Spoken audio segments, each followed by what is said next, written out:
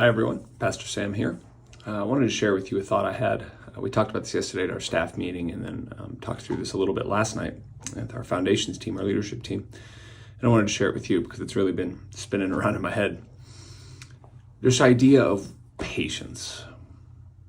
What is patience? How do we think about patience? In Paul's letter to the Corinthians, a famous passage on love in 1 Corinthians 13, the first mention of love is that love is patient. And we often think about patience as what? As waiting to get a result, waiting to get something we want, waiting to get something we think we maybe deserve. But another translation of that word patient, as many of us might know from the old King James, is long suffering. Now that's a little different, isn't it? What we're doing when we wait is not necessarily waiting for the result, but really it's much more about endurance. Waiting and how we wait. Maybe it's for a relationship, maybe it's a result, maybe it's something that maybe never even comes. The patience really for the Christian is not about getting what we want in the end, but much of it is about the journey, as cliched as that sounds. The Apostle Paul says that love is patient and then says love is kind. And I read this in a devotional recently.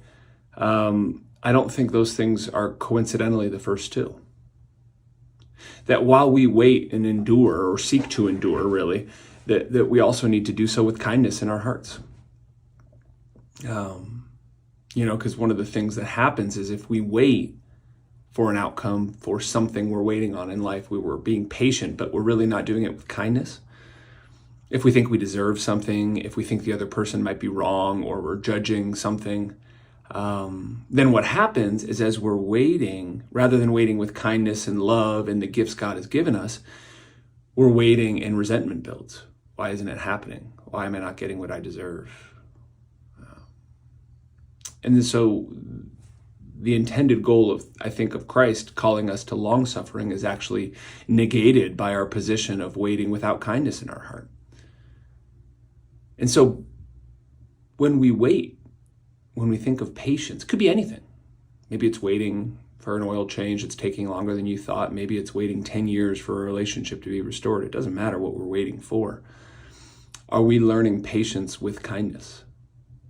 Is our love for our neighbor, for our friends, for our family, patient and kind? Because if we're being patient without kindness, then my fear is that we would become hard-hearted. That we would not seek the best in our neighbor, that we would not seek the best in another person, that we would not seek to be kind and loving to that other person, but rather we're simply waiting for what we feel we deserve, thinking we deserve an outcome. And when I read the scriptures, Christ is pretty clear that that's not why we do this life. We have the hope of glory, yes, but the day-to-day is about loving our neighbor. It's about loving God. And so my encouragement to you today is, look, where are you being called to be patient? Where are you maybe called to long suffering in your life? And are you doing it with kindness? Are you doing it with love? Or are you doing it with something else?